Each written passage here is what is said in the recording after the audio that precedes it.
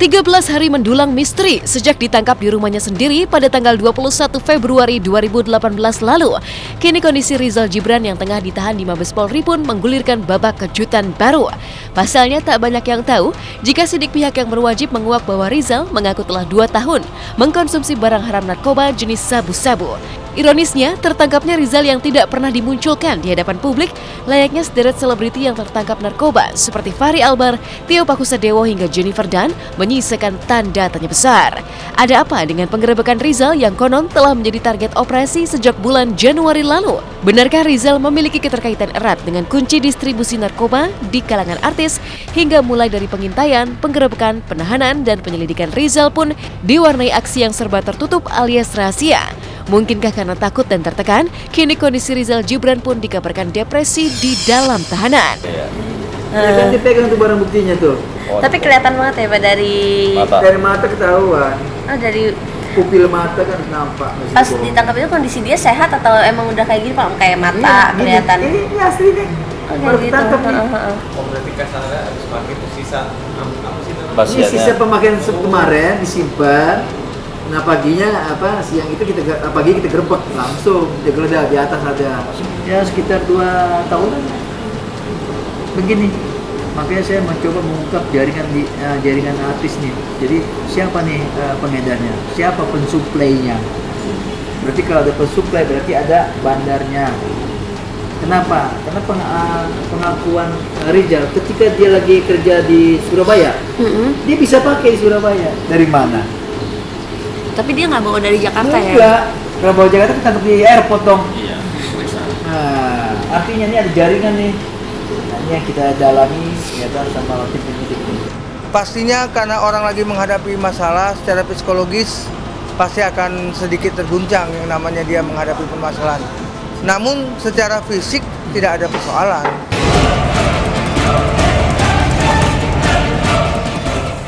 Ironis, sukses mengelabui mata publik dengan diam-diam mengkonsumsi narkoba di lantai paling atas rumahnya, kabarnya kasus narkoba yang kini mengguncang Rizal pun diwarnai sederet kejanggalan demi kejanggalan yang konon mengarah pada peredaran narkoba di kalangan artis. Pasalnya, telisik penyelidikan pihak yang berwajib mengutas benang merah janggal.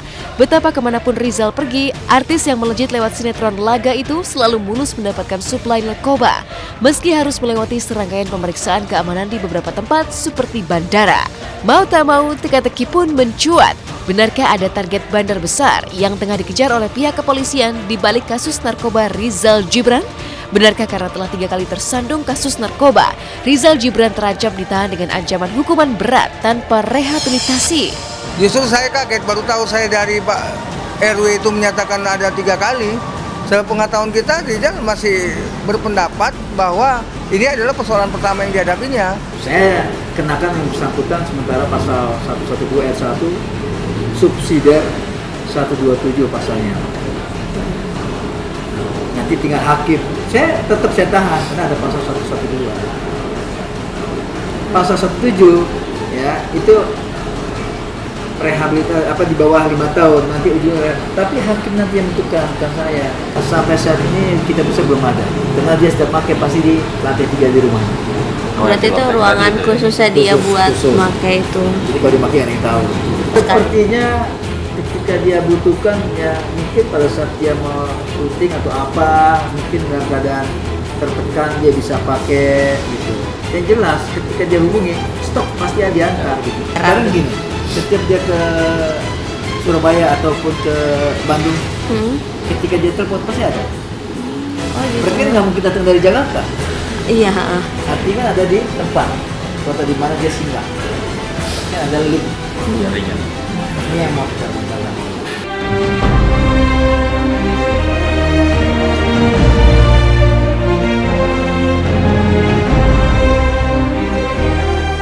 Setali 3 uang dengan nasib Rizal Gibran yang tengah menanti kepastian status berkas kasus narkobanya menuju meja kejaksaan untuk disidangkan, aktor senior Tio Pakusadewo yang juga ditahan karena tertangkap basah mengkonsumsi narkoba jenis sabu-sabu pun mengutas kejutan baru.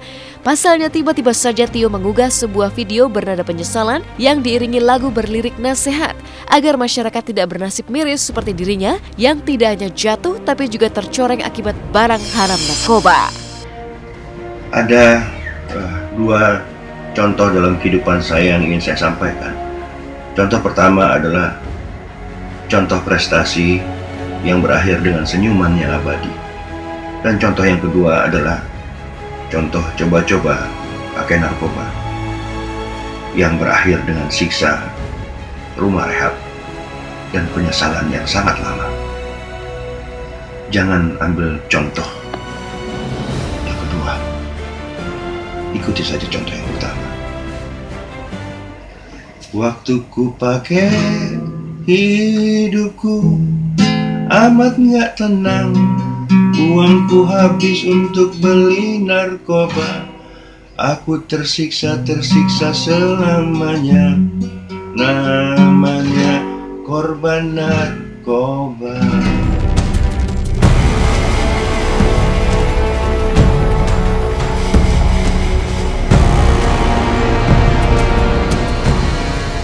Jauh dari kasus narkoba sederet selebriti, penyesalan dan rasa kecewa berat justru tengah membawa artis Sandy Tumiwa untuk menggandeng pengacara dan melakukan aksi pelaporan hukum ke Polres Jakarta Timur pada hari Jumat kemarin. Bukan karena masalah konflik panasnya dengan Tessa Kaunang sang mantan istri, tapi Sandy justru melaporkan seorang wanita bernama Alia dengan pasal penipuan dan penggelapan. Usut punya usut, rupanya Sandy sudah tak sabar menanti janji Alia untuk memberangkatkan ibu dan ayah tirinya ke Tanah Suci Mekah untuk beribadah umroh, meski biaya umroh yang diminta pihak travel umroh Alia pun telah dibayar lunas. Ironisnya, kekecewaan Sandy yang berujung pelaporan hukum kemarin pun diwarnai cerita miris. Pasalnya Sandy percaya begitu saja kepada wanita bernama Alia tersebut, meski baru kenal lewat sosial media dan dijanjikan untuk syuting di Tanah Suci Mekah. Sayangnya, terlalu percaya dengan janji manis Alia, kini Sandy pun harus gigit jari, kehilangan uang puluhan juta rupiah serta rasa malu dan kesedihan sang ibunda yang sudah rindu berat untuk bertamu ke Baitullah. Kita akan membuat laporan dugaan penipuan yang dilakukan oleh Mbak Alia, salah satu driver Nahaja Mastur, yang mana yang menjadi korban itu adalah mamanya Sandy sendiri, yang mana mamanya Sandy ini berkeinginan untuk umroh. Nah, semestinya tanggal 26 Desember itu dijanjikan untuk berangkat ke umroh. Akhirnya dengan ketundaan itu Mbak Alia minta waktu sampailah tanggal 27 Februari ini. Ternyata 27 Februari ini hanya dijanjikan mau berangkat dan mau berangkat, tapi faktanya sampai hari ini tidak diberangkatkan. Ya, pasal dugaan pasal 372, 378, penggelapan dan penipuan itu ancamannya 4 tahun. Tahun lalu saya ditawarin untuk main film di sana kan. Saya waktu itu kenalnya kan di Facebook, dan saya ngeliat waktu itu dia banyak sekali teman-teman artisnya juga. Dia mengaku sebagai punya pemilik perusahaan produser juga. Nahaja Mastur. Terus juga punya travel umroh juga. Nahaja apa? Nahaja Mastur. Nahaja Mastur ya. Nah, ini yang membuat saya semakin yakin. Dan kesini-sini saya bingung kan, akhirnya ngobrol sama mama saya kemarin kan, sama ibu saya. Kok tiba-tiba bayar? Saya pikir ya udahlah, mungkin karena ada adik saya juga kan, rame kan. Akhirnya waktu itu kan saya sudah memberikan dana kan kepada mama untuk membayar hampir 50 jutaan. Yang pasti keluarganya Mama Sandy itu cukup terpukul dan cukup malu. Ini namanya saya anak ingin berbakti pada orang tua, tiba-tiba hal ini terjadi kan. Ini kan benar-benar suatu ujian buat saya, tapi paling enggak saya cuma pengen ini mendapatkan jalan keluar yang terbaik. Tidak hanya keluarganya Sandy, mungkin akan datang ada korban-korban yang lain yang akan melaporkan.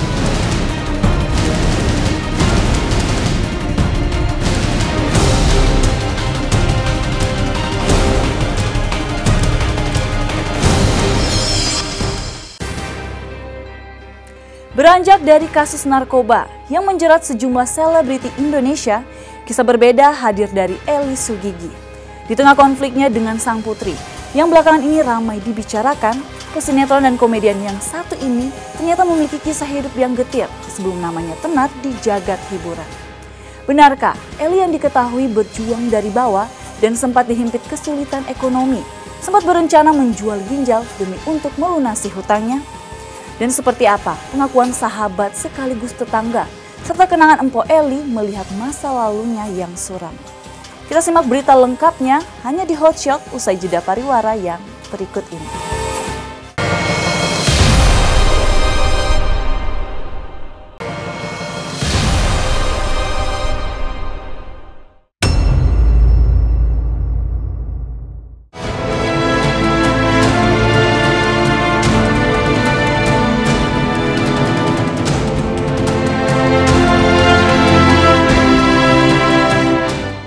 Bak balada sinetron yang penuh lika-liku dramatis.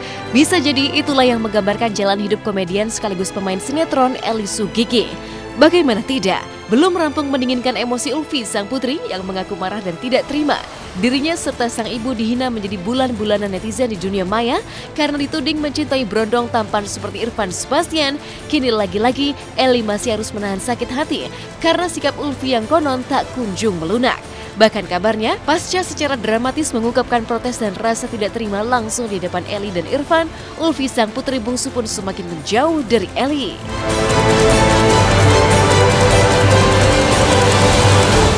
Dari hinaan ini aku coba, aku nggak pernah marah kok dihina orang. Aku nggak pernah marah di bibir orang, dikatain orang, nggak pernah marah. Suatu saat hinaan ini akan jadi kenyataan gitu kan. Dan biar mamanya berjuang, walaupun bapaknya nggak tanggung jawab sama sekali. Makanya sekarang Ulfi bilang, saya nggak pernah didik sama mama, tapi saya didik sama bapak saya. Terserah dia.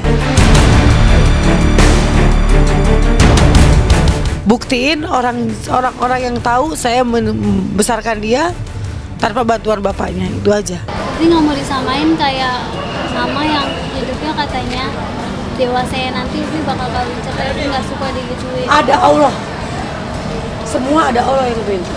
Jodoh, rezeki, maut Allah yang ngatur, bukan manusia nentuin, bukan. Misalkan nanti Upi kawin cerai itu tergantung niat dan iman kita kuat apa enggak ngadepin. Kalau kayak mama kan mama nggak kuat sama bapak Upi, mama nggak kuat karena bapak Upi KDRT sama mama. Upi nggak ngerti masih kecil mama digebukin bapak untuk nyari duit, mama jadi pembantu rumah tangga. Mama Upi inget kan ikut nyuci di tangga, Upi ikut dari kecil itu mama. Bapak Upi nggak tanggung jawab sama mama. Emang Upi bukan butuh apa? Nggak butuh uang mama, tapi mama butuh duit untuk cari duit untuk cari makanan Upi, untuk kasih makan yoga. Ya, jika waktu bisa ditarik kembali, Eli tak pernah bisa melupakan betapa demi kedua anaknya, Eli Sugigi mampu melakukan apapun agar Yoga dan Ulfi sang buah hati mampu hidup dengan layak. Tak banyak yang tahu, di balik potret fantastis Eli menikah 4 kali dengan pria yang lebih muda dan tampan, terselip pula cerita penuh jatuh bangun dan air mata, yang bahkan membuat para mantan tetangga Eli Sugigi pun tak kuasa menahan tangis mengenangkan nasib Eli. Betapa tidak, demi menghidupi 2 anaknya, Eli rela menahan sulitnya menjadi korban KDRT sang suami pertama sambil bekerja serabutan sebagai tukang cuci dan pedagang sayur karena dikejar himpitan ekonomi dan hutang di mana-mana. Saya sih Eli ya baik aja gitu loh, baik gitu loh maksudnya. Ya, Boris ya, tukang bercanda apa gitu. Ya susah sih, saya kadang-kadang nggak bisa mas, saya orangnya emosian. Nangis. Kalau inget dia suka itu ya Maya, suka diituin sama orang-orang itu ya. Kalau saya terus terang memang nggak bisa. Kalau ya teman sekarang udah sukses ya alhamdulillah gitu. Ya suaminya galak ya tadi ya, suaminya galak nggak. Padahal kalau lagi berantem ya Maya, berantem kasian, sama suaminya kasihan, anaknya juga jadinya kan begitu. Jadi di sini dulu balek nih, digelar nih balek sampai sini nih. Di sini kan di sini tutup separuh ya. Ya di sini tutup separuh, pakai papan. Di situ enggak. Di sini sayuran banyak gitu. Di kontrakan yang dulu lama juga sih di sini lumayan. Ada 4 tahunan lah ya. 4 tahunan ada di sini dulu. Jualan sayur di sini. Paling sedih ya itu aja ngelihat dagangannya diacak-acak sampai sayurannya masuk got, itu kan sedih banget liatnya. Ditagih hutang kayak kalau nggak salah itu. Susah banget hidup aku, sangat susah banget untuk makan pakai kerupuk aja, pakai ikan asin, pakai cuman apa garam ini aku udah seneng banget gitu. Yang penting aku tuh maunya jalan bener gitu, hidup aku maunya halal, cari duit nggak mau macam-macam gitu aja. Aku nyolong aja nggak berani, pintu ke pintu aku nyuci dengan gaji 150.000. Saya berjuang. Yoga ngerti, Yoga sampai sekarang nggak mau ketemu bapaknya karena Yoga benci banget sama bapaknya gitu kan, karena sering dipukulin depan Yoga saya kan. Tapi nggak tahu perjuangan saya untuk perjuangan dia dapat sini, saya dipukul bapaknya Ulfi itu di depan orang-orang banyak. Dan mengejutkan, penderitaan hidup Eli Sugigi pun terkuak mencengangkan karena mantan tetangga Eli menyingkap betapa demi menghidupi anak-anaknya, Eli bahkan nyaris menjual 1 organ ginjalnya dengan imbalan uang 100 juta rupiah. Tapi beruntung Tuhan menjawab doa-doa penuh air mata kesedihan Eli Sugigi dengan keajaiban yang tak diduga-duga. pokoknya nekat mau jual apa ginjal Mau segala. jual ginjal segala karena mau nutupin hutang ya Maya. Nutupin hutang tuh sempat ngomong juga emang. Oh iya, aku pernah ke dokter untuk jual ginjal 100 juta katanya. Tapi saat itu aku lagi sakit. Ternyata aku punya kurus, aku punya kena flek paru sampai. Pas aku mau jual ginjal itu ada seseorang di depan rumah sakit ngomong begini, "Mbak, jangan. Kalau kamu punya ginjal sebelah, anak-anakku masih kecil, kesian nanti nggak bisa hidup. Anak kamu masih kecil, pasti nggak bakal bisa sekolah," kata gitu kan ya. "Kamu dengan ginjal sebelah, kamu nggak bisa apa-apa." Itu ada orang ngajarin begitu. Dulu aku pernah jualan kue di Wali Kota Jakarta Timur. Aku nagih duit kueku, malah kueku digelindingin, kueku ditendang, dibuang. Aku gini, sampai nangis, ya Allah, kok tega banget ya. Akhirnya besoknya dia apa? Dapat kecelakaan, dia aja kecelakaan motor, dia ditabrak. Aku cuma doa gini, semoga dari kue ini ada yang balas. Akhirnya ibu itu besok habis menghina kue aku, dia ketabrakan motor. Dan kini, ketika kehidupan Eli Sugigi mulai merangkak sejahtera seiring dengan kesuksesannya di jagat hiburan, lagi-lagi cobaan pahit yang menguji tapal batas kesabaran Eli Sugigi pun kembali menghunjam. Ulfi sang putri yang kini telah sukses menikmati studi tanpa khawatir akan beban biaya kuliah, justru seolah tak kunjung reda, merejam konflik dengan sang ibu gara-gara diguncang panas reaksi netizen. Uniknya alih-alih marah dan emosional, Eli justru bersabar menghadapi sikap Ulfi yang kini bahkan semakin menjauh karena sejatinya kasih anak sepanjang kalah, kasih ibu sepanjang masa. Aku jalan ke suatu TV untuk jadi penonton bayaran. Dari situ mulai karir aku meningkat gitu. Dari situlah suksesnya aku dari koordinator alay, aku bisa sukses jadi bisa mendapatkan apa ya? Bisa bangun rumah orang tua, anakku sampai sekarang bisa kuliah. Dari situ, semua duitnya dari situ.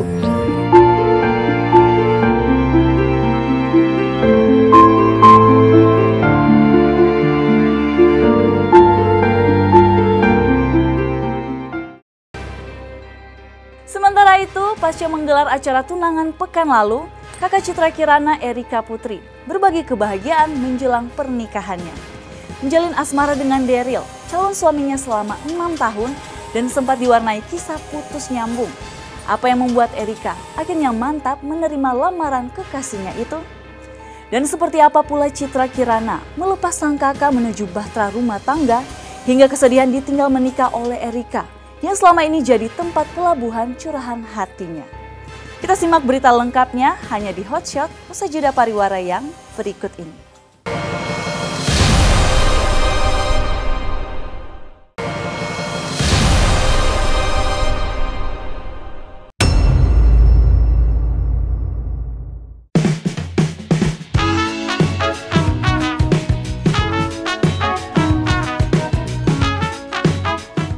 Satu pekan setelah prosesi lamaran, inilah kebahagiaan Erika Putri, kakak Citra Kirana menjelang pernikahan.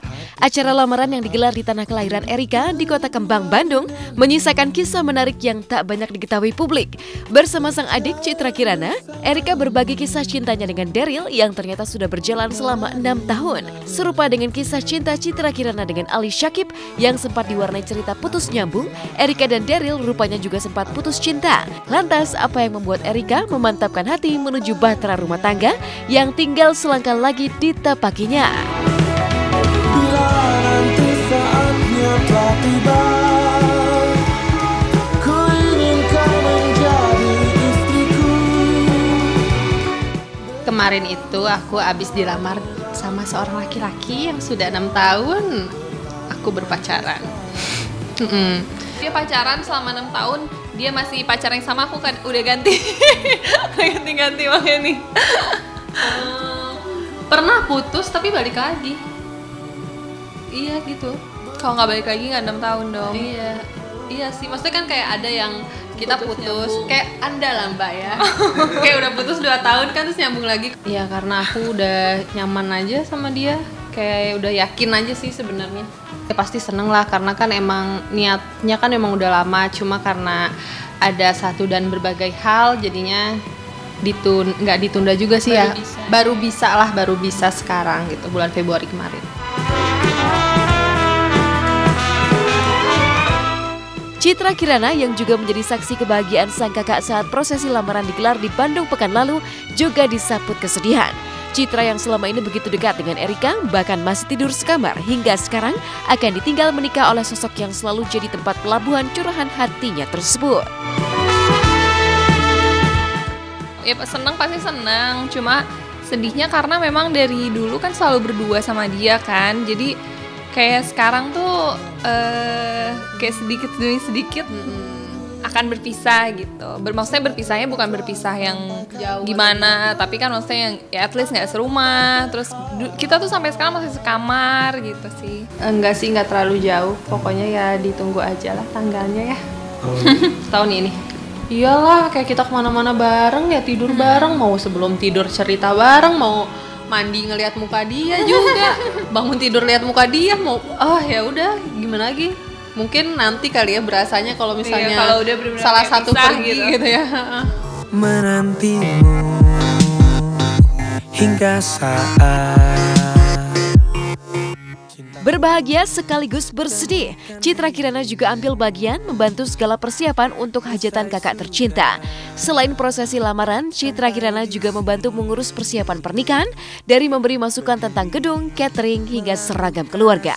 Bahkan keikutsertaan Citra Kirana dalam prosesi lamaran pekan lalu itu jadi bahan untuknya menghadapi prosesi lamaran kelak. Ya support, maksudnya ya semangatin gitu. Cuma kan kalau misalnya untuk yang ngurusin apa segala macamnya lebih ke dia dan kakakku yang pertama kan. Jadi ya paling aku sih cuma tim hore aja, masukan kalau misalnya dia butuh ini bagusan yang mana ya, ini apa yang baru aku kasih masukan gitu. Oh iya pastilah, pasti jadi pembelajaran buat aku juga nanti ke depannya gitu. Persiapan pertunangannya kemarin juga lumayan agak ribet sih, karena maksudnya kayak mikirin dekor, catering, warna bunga. Iya, warna bunga. Jadi dari catering aja ya, maksudnya kalau misalnya tunangan itu kan maksudnya keluarga aja kan, tapi kita tuh udah worry yang aduh kurang, cukup nggak ya gitu. Itu tuh cuma sebagian doang kan yang datang, kayak cuma keluarga doang, saudara-saudara.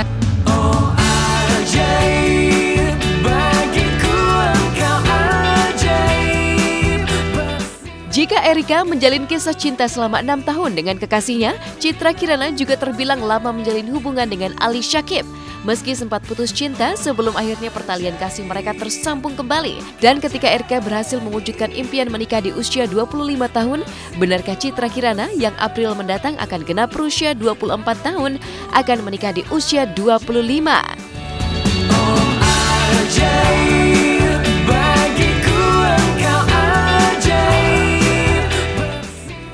Kayak emang target kita berdua sebenarnya ya nikah di umur 25 tahun. Karena bulan April sekarang ini aku 25, ya udah alhamdulillah sih satu persatu lah impian aku. Selesaiin dulu ya satu-satu dulu, kakakku dulu, Erika dulu gitu. Nanti kalau misalnya aku udah selesai semua baru mungkin Jadi si fokusnya tidak terbagi. Jadi sekarang memang maksudnya keluarga kita ya fokus ke Erika gitu. Jika memang Citra Kirana juga bercita-cita menikah di usia 25 tahun, maka itu artinya tahun 2019 mendatang adalah waktu untuknya melepas status lajang. Lantas benarkah ini pula yang membuat Citra Kirana fokus jalani diet hingga rutin berolahraga? Kalau misalnya makanan, biasanya aku suka bawa buah. Jadi ini ada buah naga, biasanya aku suka bikin jus juga di lokasi. Atau enggak aku potong buah naganya, aku makan tiap malam. Terus ada anggur juga buat camilan. Sebenarnya kalau anggur nggak boleh terlalu banyak juga sih, karena takut batuk. Kalau olahraga sih aku masih banget ya. Kalau misalnya pemirsa Hot Shot follow Instagram aku sering banget sharing kok kalau misalnya aku lagi olahraga, aku ngapain aja. Kalau olahraga aku masih harus justru tiap hari. At least aku lari pagi 30 menit. Apa aku treadmill di rumah. Oh iya, karena memang kita berdua kan suka olahraga bareng kan, maksudnya dua-duanya suka olahraga, jadi ya kenapa enggak kalau misalnya olahraga bareng kan nggak ada salahnya, justru lebih semangat gitu.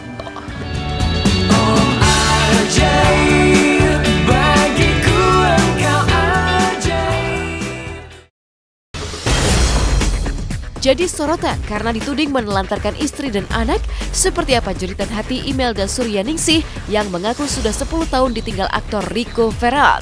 Seperti apa pula kesiapan Dimas Andrean yang sudah 7 tahun menikah jalani program anak. Sesaat lagi hanya di Hot Shot.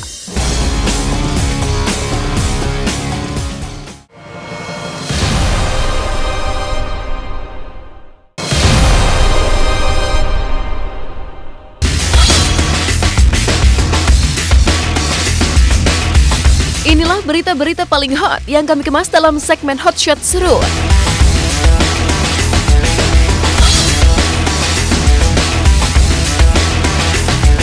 Dituding menelantarkan anak dan istri, nama aktor Rico Verrell mendapat sorotan tajam. Dan tak lain adalah Imelda Suryaningsih yang mengaku sebagai istri sah dari Rico yang membongkar kisah tak sedap di tengah keluarga mereka. Menikah di tahun 2006 dan dikaruniai anak tahun 2008. Imelda menyebut Rico sudah pergi meninggalkannya dan sang buah hati selama 10 tahun terakhir. Rico yang diketahui meniti karir sebagai selebriti di Jakarta juga disebut Imelda seakan hilang tanpa jejak. Bahkan ketika Rico pulang ke kampung halaman di tahun 2015 lalu, sang aktor disebut Imelda memperlihatkan sikap acuh pada darah dagingnya sendiri. Lalu benarkah Imelda muncul di hadapan publik karena ingin kejelasan dari Rico yang hingga kini masih menjadi suami sahnya? Sekitar tahun 2008 dia meninggalkan saya. Waktu itu saya masih hamil 3 bulan dan memang tidak pernah saya selalu ngasih kabar sama dia, cuman nggak ada respon sama sekali. Dan sekarang mendengar kabar dia sudah menikah lagi, karena status saya secara negara, hukum negara saya masih sah istrinya, makanya saya hanya menginginkan kejelasan status saya itu aja. Belum ada, sampai detik ini nggak ada sama sekali yang menghubungi saya. Dia pernah ketemu sama papanya dan itu pun dicuekin, nggak ada respon dari papanya. Jadi dia sudah bilang sama saya, Mama, Tita nggak mau lagi ketemu sama papa. Hanya ingin kejelasan status saya. Kalau memang dia nggak ini, saya cuman itu aja, status saya sudah jelas, hanya di situ aja. Saya nggak pengen mencari dia kemana, saya nggak pengen.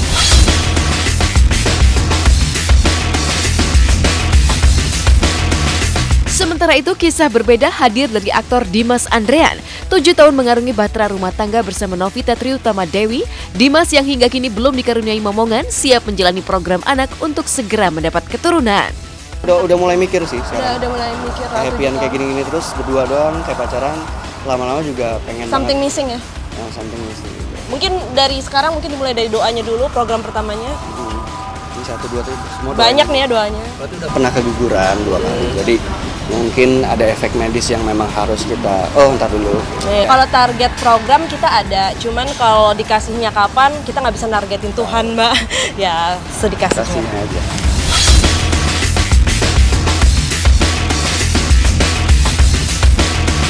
Lama tak muncul di layar kaca, Gary Iskak tampil lebih religius. Gary yang sudah 3 tahun terakhir berhijrah dan mendalami ilmu agama juga terlihat berbeda secara fisik. Gary yang dulu dikenal berbadan besar dan kekar, kini tampak lebih kurus. Hal itu diakuinya karena ia hampir 1,5 tahun menjalani puasa Daud. Kemarin sempat hampir 1,5 tahun itu saya ngejalanin puasa Daud. Jadi makanya kurus, alhamdulillah.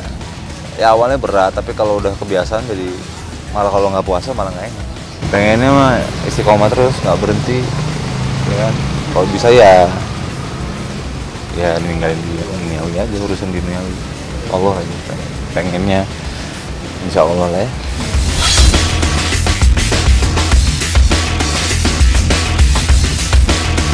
Lebih dari 1 bulan jalani hubungan jarak jauh, pasangan muda Cassandra Lee dan Randy Martin berbahagia bisa bertatap muka kembali. Cassandra yang sebelumnya mudik ke Inggris dan menetap selama 40 hari di negeri Ratu Elizabeth tersebut bahkan terlihat enggan melepaskan rangkulan tangannya dari Randy Martin. Randy yang mengaku tak betah menjalani hubungan jarak jauh atau LDR juga tak menutup-nutupi rasa rindunya. 40 hari, kenapa juga nggak ikut ya memang karena sudah ada istri yang masuk dan itu kan pekerjaan yang nggak bisa aku tinggal, jadi ya udah memang kalau case pribadi dia kan udah ngosongin jadwal hidup sejalan kita sebulan ini aman-aman aja ya, aman-aman aja. Berarti kalian punya bakat LDR? Tapi jangan deh. Nggak mau. Apa ya? Nggak ada orang. 40 hari gak ketemu sama pacar. Ini 2 kali kelewat ya guys. Hah? Iya. Maksudnya? Iya, maksudnya kita kan ini sudah bulan suka bisa jalan.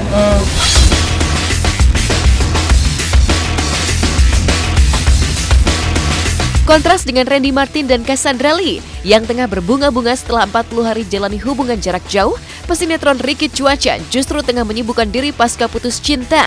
Bahkan Rico yang terlihat jarang berolahraga, begitu semangat menguras keringat di salah satu pusat kebugaran baru-baru ini. Lantas benarkah Ricu ingin menguruskan badan agar terlihat lebih menarik? Nah, pemirsa Hotshot, jarang banget kan kalau misalnya lihat aku olahraga, karena kan memang Ricky Cuaca itu kan memang hebohnya tuh bukan olahraga. Mungkin Ricky Cuaca tuh orang mungkin lebih kenalnya sebagai seorang sinden ya.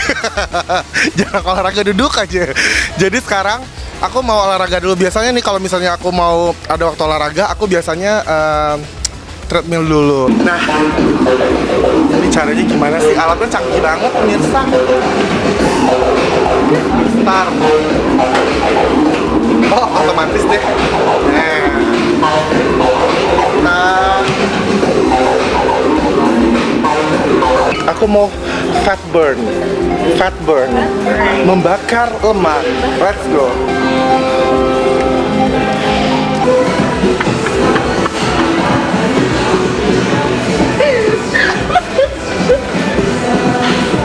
Pemirsa Hotshot, ini adalah salah satu masalah di permasalahan hidup saya adalah perut yang begitu besar.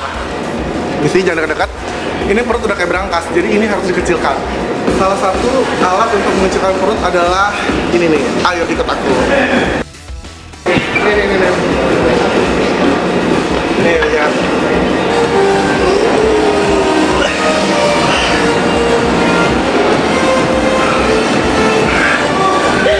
Aku nge-gym nih kenapa gitu loh, padahal sebenarnya memang nggak, aku kurus itu bonus, tapi aku lebih tepatnya sih lebih ngegerakin badan aja gitu loh, karena keringetan gara-gara panas matahari beda loh sama keringetan yang kita gara-gara kita ngebakar lemak gitu loh, itu beda banget rasanya.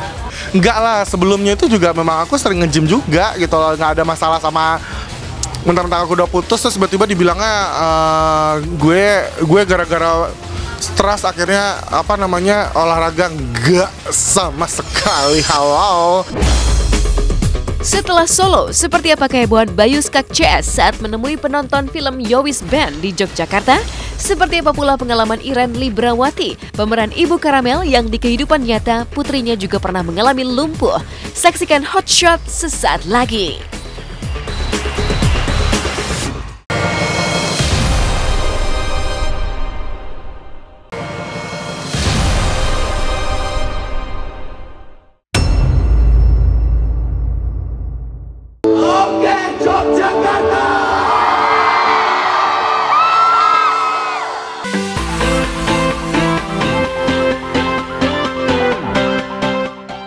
Ini kota Yogyakarta pecah oleh histeria dan fenomena luar biasa.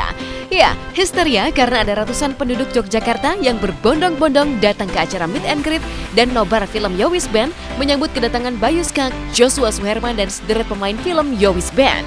Fenomenal karena meski belum genap 1 bulan, film yang juga ditulis oleh Bayu Skak tersebut luar biasa menyedot perhatian publik hingga menembus rekor 100.000 lebih penonton hanya dalam hitungan hari.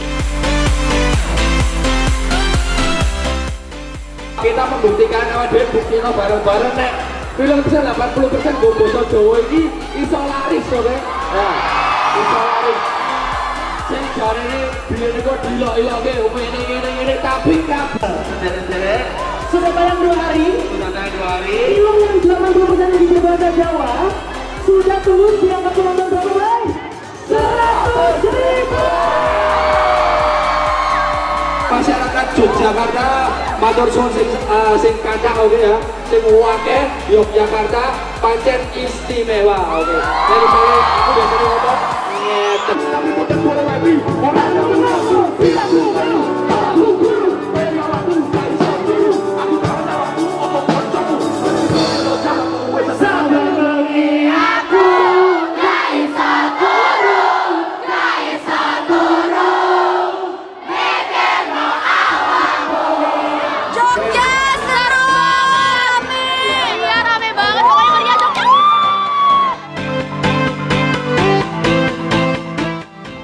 Istimewa, fenomenal, mencuri perhatian publik. Bisa jadi itulah yang mengiringi kesuksesan film Yowis Band. Pasalnya, berbeda dari film nasional lain, 80% dialog film Yowis Band menggunakan bahasa Jawa.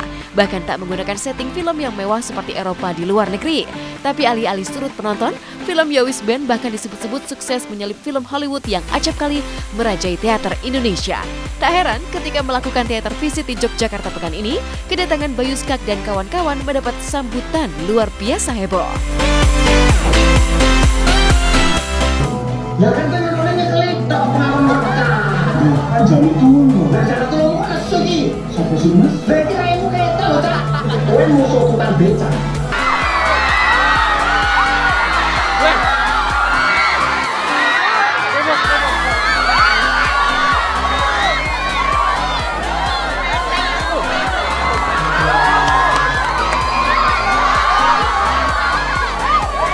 Filmnya bagus banget, keren banget, menginspirasi buat kita semua yang nonton di sini. Sukses terus buat Yowis Band, semoga kedepannya banyak juga yang nonton dan sangat menginspirasi. Luar biasa, Mantapnya?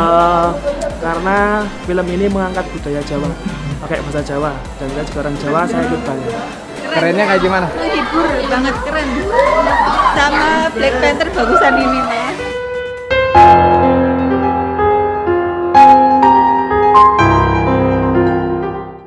Dari keseruan pemain film, Yowis Band menyapa penonton mereka di Yogyakarta. Inilah kisah di balik peran Iren Librawati sebagai ibu Karamel di film London Love Story 3. Menghadapi kondisi kelumpuhan Karamel yang diperankan Michelle Sudit dalam cerita layar lebar, Iren rupanya mengalami kejadian serupa di kehidupan nyata. Bahkan ketika menonton film London Love Story 3, Iren mengaku tak kuasa membendung air mata karena teringat perjuangan anaknya untuk sembuh dan berjalan kembali setelah jalani operasi di bagian kepala. Kamu harus nonton, kamu harus ini loh. Karena memang luar biasa sih hubungan itu gara-gara kayak gitu loh. Dan aku tuh kan sama kejadiannya. Jadi anak aku itu yang cewek sempat kayak nggak bisa jalan juga dan pada akhirnya itu. Tapi karena spot pacarnya gitu loh.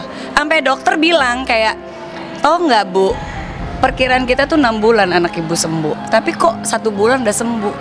Jadi waktu itu anak aku itu lagi terapi setelah dia, anakku tuh operasi itu loh FIM, jadi kepala. Jadi dia memang perlu terapi untuk dia berjalan kan. Nah itu kata dokter ya 6 bulan lah sempurna. Tapi ketika itu dia sebulan aku lagi masak, tiba-tiba dia meluk gue dari belakang dengan jalan kaki. Jalan kaki terus dia meluk, tiba-tiba dia bisa. Jika Karamel mendapat dukungan penuh dari Dave untuk bangkit dari keterpurukan, maka putri Iren juga mendapat dukungan luar biasa dari kekasihnya. Perjuangan Iren yang sempat berhenti total dari panggung hiburan ketika putrinya harus jalani operasi di tahun 2014 lalu terbayar lunas ketika sang buah hati tercinta bisa sembuh seperti sedia kala.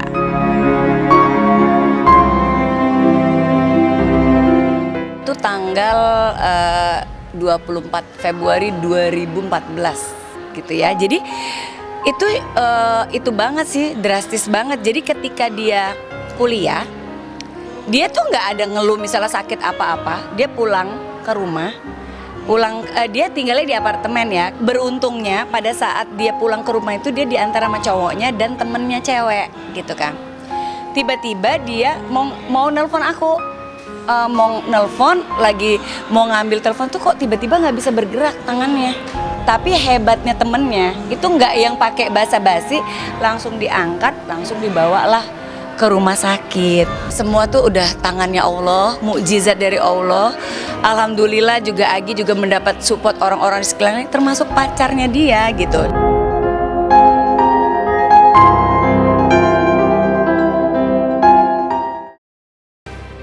Pemirsa, usai sudah perjumpaan kita hari ini. Saya Justin Michelle Tumbel, mohon pamit undur diri dari hadapan Anda.